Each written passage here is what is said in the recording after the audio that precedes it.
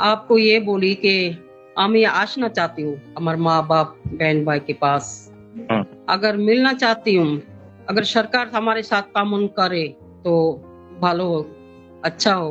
16 বছর বয়সে ঢাকা থেকে পাকিস্তানে পাচার হয়ে যান বরগুনার মেয়ে আসিয়া। এরপর কেটে গেছে 3 দশকেরও বেশি সময়। পরিবারের কেউ জানতেন না তিনি কোথায় আছেন, বেঁচে আছেন কিনা। সম্প্রতি সামাজিক মাধ্যমের কল্যাণে পাকিস্তানে থাকা সেই আসিয়ার সন্ধান পেয়েছে পরিবার। এখন 7 সন্তানের জননী আসিয়া ফিরতে চান 90 বছর বয়সী বাবার কাছে। আসিয়ার ভাই জানান, 90 দশকের শুরুতে অভাবের কারণে জীবিকার সন্ধানে ঢাকার মিরপুরে যান তারা। সেখানেই এক দুপুরে নিখোঁজ হন আসিয়া।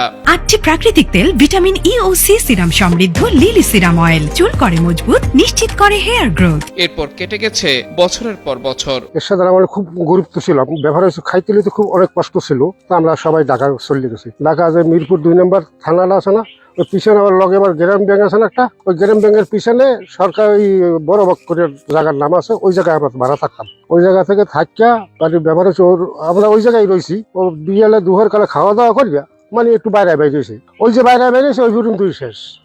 আর ও আসে নাই, এইতে প্রায় 32-33 বছর এই পর্যন্ত চলে গেছে।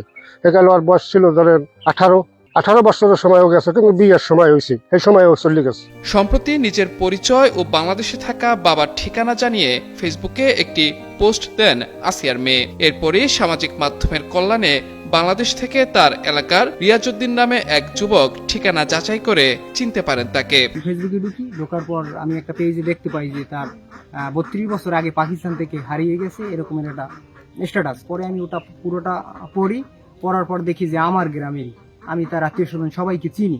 চেনার পর তখন আমি ওই যে লোকের সাথে যোগাযোগ করি যে এটার স্ট্যাটাস দিছে। সে বললে ভাই কিছু ফর্মালিটি আছে, আপনি তাদের ছবি টবি দেন, আমরা কথা বলি। তারপর আমি তার ফ্যামিলির সবার ছবি টবি দিলাম। আমি চাই যে সরকার এটা আমাকে একটু সাহায্য সহযোগিতা করুক। এদিকে বরগুনার সদর উপজেলার বালিয়াতলী ইউনিয়নের চারাভাঙ্গা গ্রামে গিয়ে দেখা যায় জীর্ণ ঘরে বসে আছে 90 বছর বয়সী তমিজউদ্দিন হাওলাদার। বয়সের ভারে নুয়ে পড়েছে শরীর, ঝাপসা হয়ে এসেছে দৃষ্টি। সে দৃষ্টি অপেক্ষার। কখন মোবাইল নিয়ে আসবেন প্রতিবেশী রিয়াজ। মোবাইলের পর্দায় মেয়ে আসিয়ার মুখ ভেসে উঠলে বদলে যায় তার মুখের অভিব্যক্তি।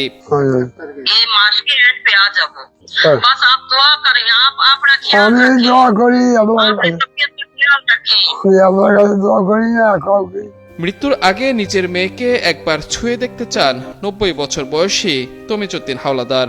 আমি এই 90 বছর বয়সে আমি মাইয়ার পাই না। এই মাইয়ার সবে আমি কাতর হয়ে গেছি, তুমি আমার খুঁয়েছি, সব বেশি কিনে খুঁয়েছি। এখন আমি এই 90 বছর পর আমি মাইয়ার খোঁজ পেয়েছি।